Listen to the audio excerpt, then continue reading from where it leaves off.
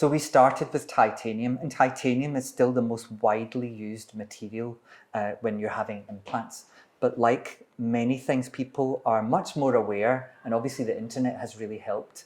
And people are very careful about what they put into their body. So, they want to avoid metals. And this is a big thing over the last 10, 15 years, that people don't want to have anything that they think could interact with the rest of their body.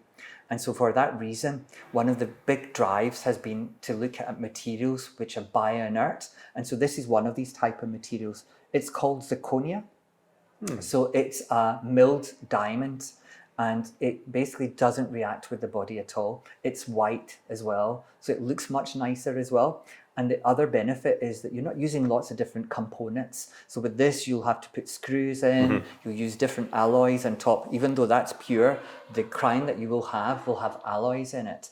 Whilst with this is a zirconia implant. And when you get the crown, it will also be a zirconia crown. It will just be connected together. So it's one material for the whole thing. And so what is a milled diamond? So a milled diamond is a bit like what you'll see people who wear these earrings. Okay. So this is the industrial version of it. So a diamond, as you know, is the toughest material available. And in this case, this is man-made.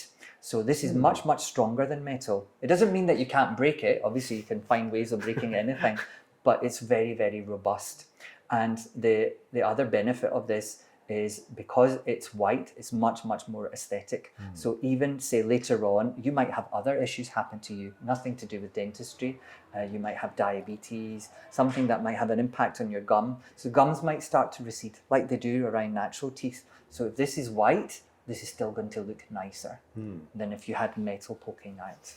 So you've trained for 20 years, 30 years to be a dentist, and then you hand all the power back over to technology. So why wouldn't you just do it yourself? What's the need for such a trusted technology? I think that's a really good question.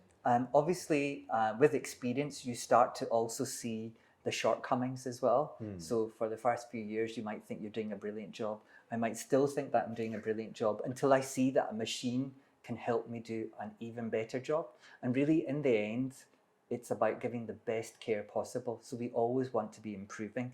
So let me give you an example what the difference is between guided and normal surgery. So this doesn't happen all the time, but it can happen. So if you look at this crown, this is a tooth. This is what the patient is going to see. Above it is an implant. So this is what they're not going to see. They're only going to be able to see this. Now, if you look at this through cross-section, you can see that the force of that tooth, when you bite down, is going to be transmitted right through that implant. So that's the strongest it possibly can be. Now, a tooth like this will generate anything between 10 to 20 kilos. So that's a lot. So you imagine every time you load that, and it's 100 and hundreds of times in a day, and it's thousands and thousands of times in a year, it's a lot of stress on this. So over a period of time, this is going to perish. You're going to start to have issues. If this doesn't perish, the bone is going to start to perish because it doesn't like those stresses on the side. Now, that would be the ultimate.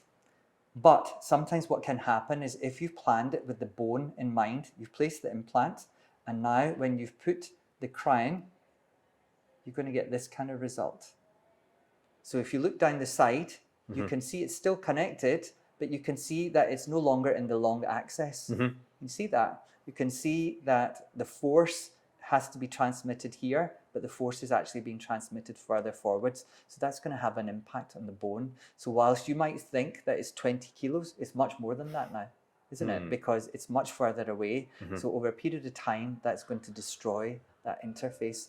You might have screw loosening, you might have the screws fracture, you might have the implant fracture eventually. So really, this is what we're trying to achieve each and every time. And if we're going to do that, we need these machines to be able to help us plan to that level.